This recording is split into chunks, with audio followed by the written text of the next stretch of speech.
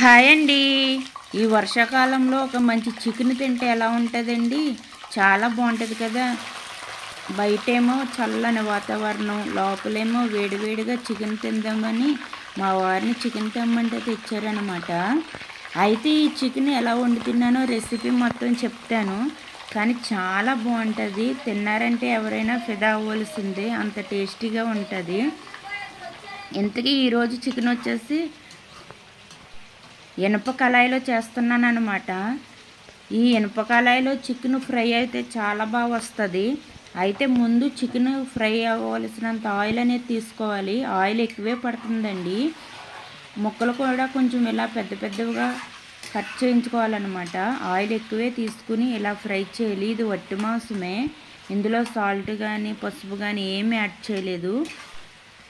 ఎప్పుడు కూడా chicken taste miss అవ్వకుండా సాల్ట్ వేయండి, పసుపు వేయండి అని చెప్తానా. ఈరోజు ఏంటి ఇవిడ వట్టి మాంసమే ఫ్రై చేస్తుంది అనుకుంటున్నారా?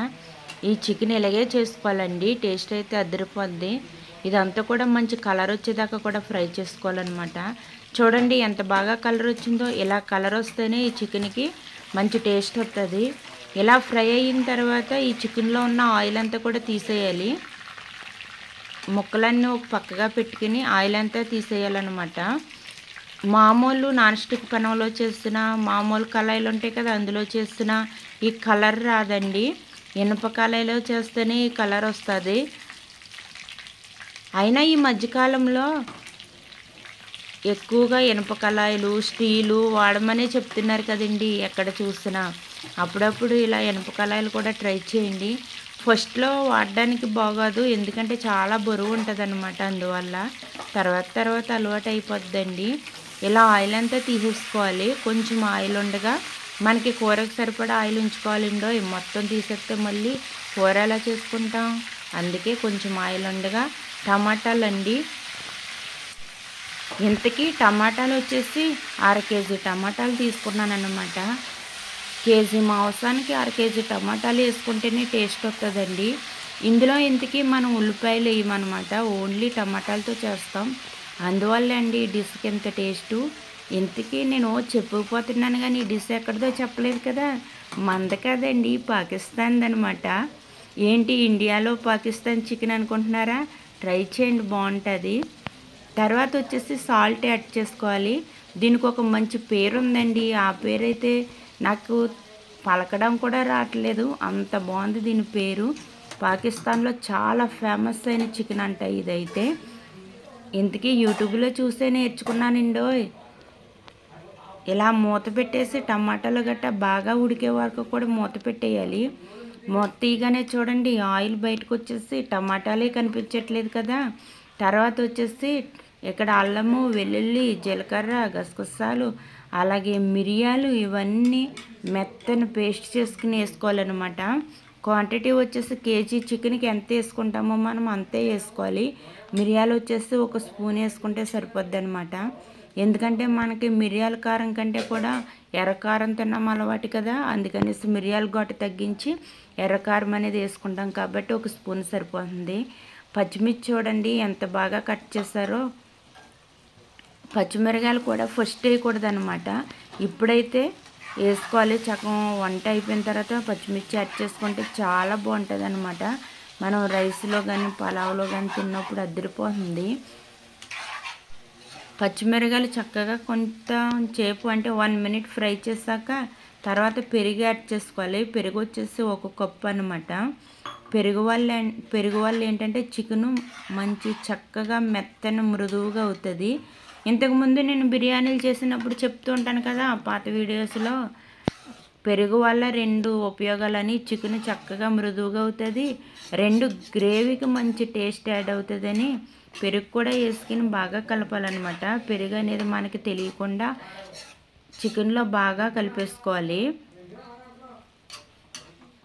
ఇంతకీ చికెన్ మీకు ఎలా అనిపించిందో నాకు కామెంట్ చేయండి. మన ఛానల్ని లైక్ చేయండి, షేర్ చేయండి, సబ్స్క్రైబ్ చేయండి. తర్వాత వచ్చేసేమండి చికెన్ మసాలా పౌడర్ అనమాట. ఇది వచ్చేసి 1 స్పూను. తర్వాత ధనియాల పౌడరు అది వచ్చేసేమో ఒక 2 స్పూన్లు వేసేసుకోవాలి. కేజీ చికెన్కి చెప్తున్నానండి. 1 స్పూను చికెన్ మసాలా, 2 స్పూన్లు ఏమో ధనియాల పౌడర్ అనమాట వేసి బాగా కలిపేసుకోవాలి. ఆయిల్ అనేది ఇలా బయటకు వచ్చేస్తుంది చూడండి, చక్కగా కుక్ అయిపోయింది అనమాట.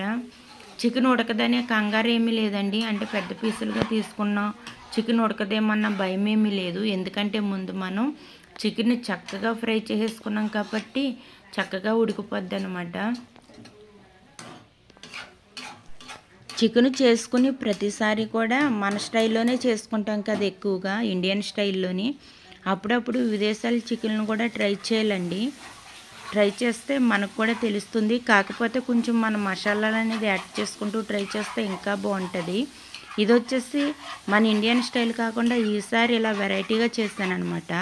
ఇంతకీ ఎప్పుడు ఒకేలా చేసుకుంటే బోర్ కొడుతుంది కదా. ఈ చికెన్ మాత్రం మేము ఎప్పుడు కూడా చేసుకునే అన్ని చికెన్ల మీద అదిరిపోద్ది చికెన్ అయితే. మా పిల్లలు మేము చాలా ఇష్టంగా తిన్నామన్నమాట. అంత బాగుంది, టేస్ట్ అదిరిపోద్ది.